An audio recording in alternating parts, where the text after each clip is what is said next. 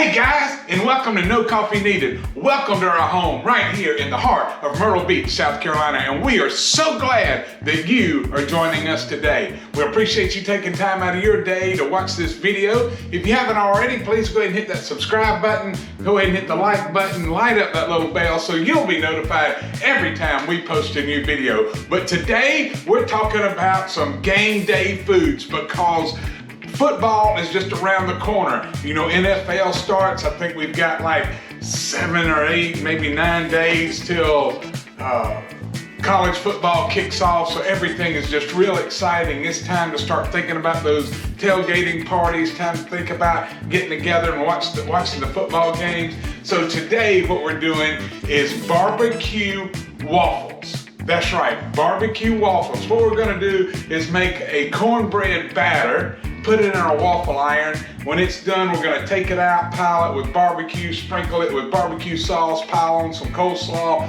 and man, it is fabulous. And it's something that your guests can do on their own. You can have all the ingredients there. When they get ready to eat, they can make their own waffle right there. We're just using an inexpensive waffle iron we picked up at our local Walmart. But first, let's go ahead and get started. We're gonna make this cornbread mix for the waffle. So the first thing we want to do is we want to mix all of our dry ingredients first. So what we've got is we've got 1 cup of self-rising flour. We've got 1 cup of yellow self-rising cornmeal. Put that in there. We've got 2 teaspoons of sugar, 2 teaspoons of sugar. We have 1 teaspoon of kosher salt. And then we've got a 1/4 cup of finely shredded sharp cheddar cheese that we want to put in there. So what we'll do is we'll just go ahead and get that, whisk all of those ingredients together, make sure they're good and mixed.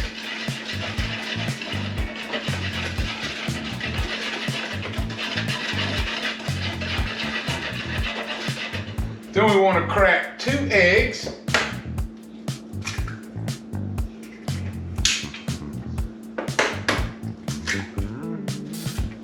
Then we want 1 2/3 cups of whole milk. There's 1 cup. That's about 2/3. And another thing we have is a 1/4 cup of melted butter, but we want to add it last. You know, growing up, you probably heard me mention I went to my granny's every Sunday for lunch. And man, every Sunday, one of the things that we had to have on that table every Sunday was cornbread. And man, she used to make the best cornbread. Come to find out, she'd always mix a little flour, self-rising flour, with her cornmeal. And she used just regular cornmeal and would add the baking soda and the baking powder and all that sort of stuff. She'd put it in that black iron skillet and throw it in the oven. And man, and her cornbread in the center would be close to 5 inches thick. I mean, it was just unreal. And she just made the best cornbread. And she made a cheesy cornbread also. Sandy fell in love with it, and I can't even begin to tell you everything that's in it, but Sandy's got that recipe somewhere. But anyway, it was just really, really good. Sometimes she would make cornbread and throw jalapeno peppers in there, kind of chopped up, along with cheese and some other things. And so you can do that same thing with the batter for this waffle. We're gonna go ahead and plug this in right quick. Let it start heating up. But you can do that also if you want your cornbread to be a little bit spicy, to put on that for your barbecue, to give it a nice bed for your barbecue to lay on. That is great. So anyway, we've got this butter right here, and we're not putting vegetable oil in here. We're substituting it with a 1/4 cup of hot melted real salted butter. This is important that you put this in there last. You want to get everything else mixed up really well, and then just add that butter.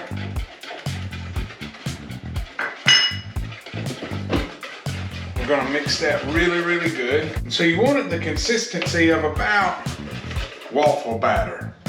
maybe a little bit thicker than pancake batter. Pancake batter consistency would be fine, but hard to explain, but that's kind of consistency you want. So anyway, we're gonna set that to the side right quick. We're gonna let this waffle iron heat up. We're gonna get everything out, and I'll show you how to make that wonderful, good Southern coleslaw right quick. So just hold tight and we'll get started on that coleslaw.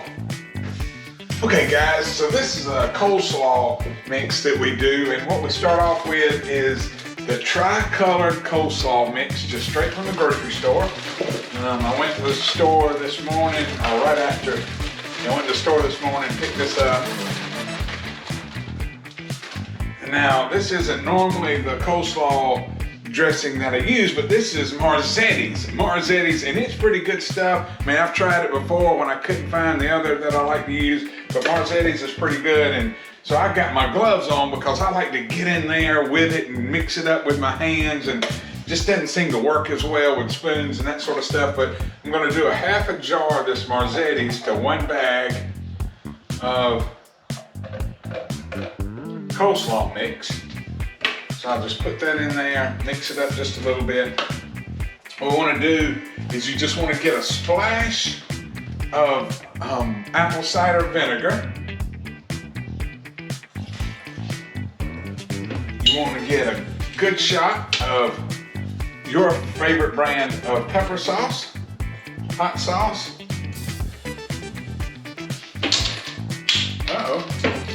And then we want a little bit of, let's see here, a little bit of salt and pepper. And I'm just gonna use a little kosher salt and a little bit of pepper.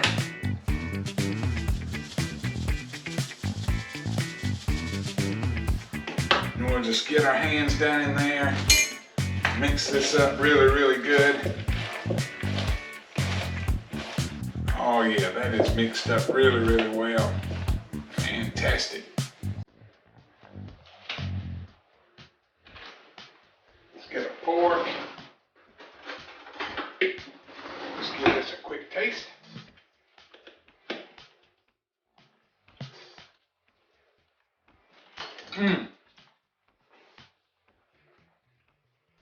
That's really, really good. Really good. All right, guys. So there's the coleslaw.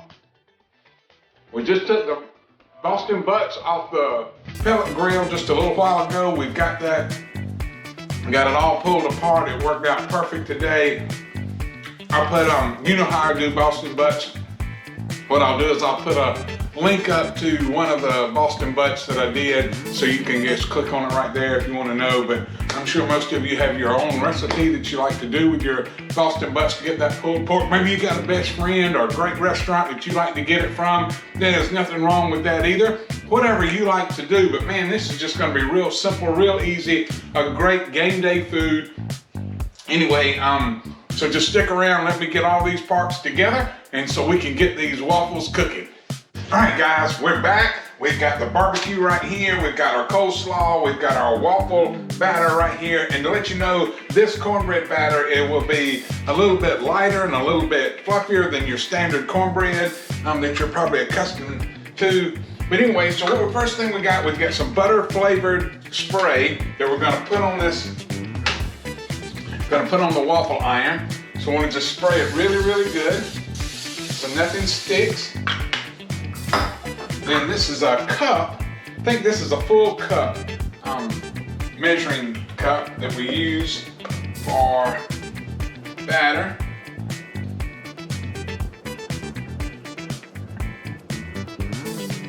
Fill it all the way up. Just gonna take it, start in the center, work your way around. You know how to do a waffle.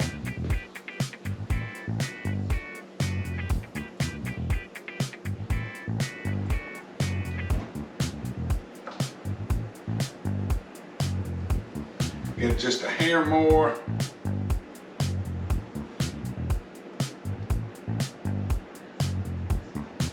All right, we're gonna close that lid, flip it, Be back in about 6 minutes to check on it and see how it's doing. Then we'll be ready to layer it all on that waffle, get over to the table and give this a taste test. So don't go anywhere. All right, guys, it's been 6 minutes. Let's check this thing out.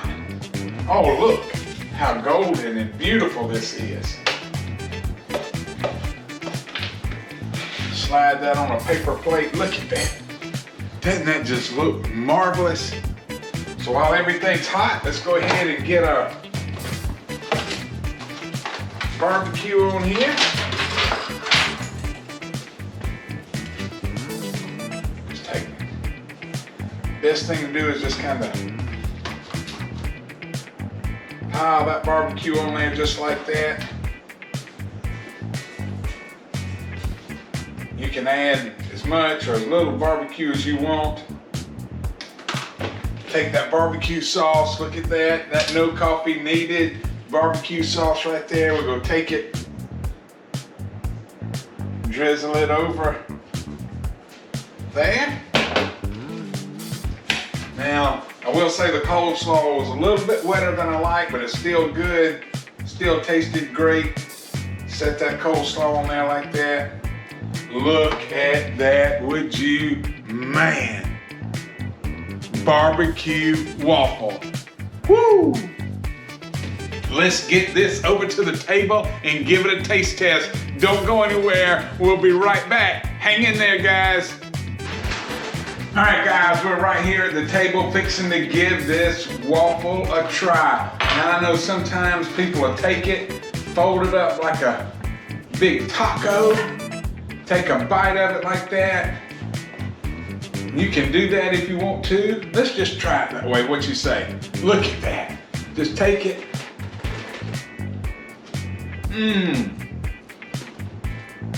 Man, that is so good. That coleslaw mixed with that barbecue sauce, the barbecue.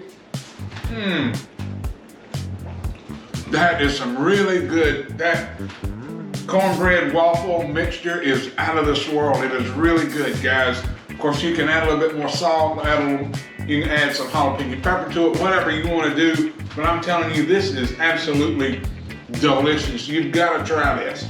Man, I can't wait for Sandy to get over here and try it.